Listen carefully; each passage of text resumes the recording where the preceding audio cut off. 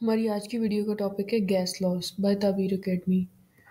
इसमें हम देखेंगे कि एक volume of given amount of gas और जो गिवन कंडीशंस हैं टेम्परेचर और प्रेशर की, उनके आपस में रिलेशनशिप को हम गैस लॉस कहते हैं। हमारे पास यहाँ पे different scientist like Boyle's, Charles, Graham और डेल्टन ने डिफरेंट गैस लॉज दिए हैं। उनमें है Boyle's law, Charles and Gay Lussac law, Avogadro's law and Dalton's law.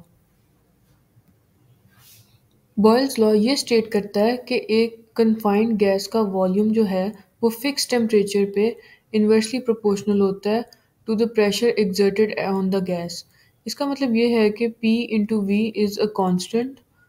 For example think of a balloon. जब एक बलून के सराउंडिंग में प्रेशर को हम इंक्रीज करते हैं तो बलून का वॉल्यूम जो है वो डिक्रीज हो जाता है।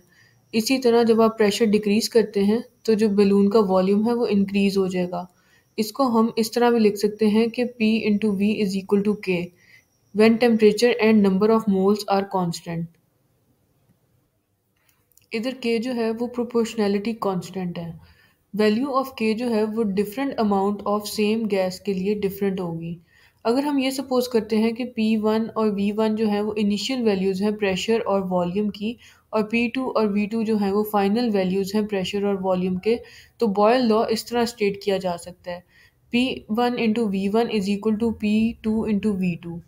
जो pressure on axis X axis and volume on Y axis का ग्राफ हमें यहाँ पे दिया हुआ है, ये हमें ये दिखाता है कि जो जब प्रेशर इंक्रीज होता है तो वॉल्यूम डिक्रीज होता है, और जब वॉल्यूम इंक्रीज होता है तो गैस का प्रेशर डिक्रीज होता है।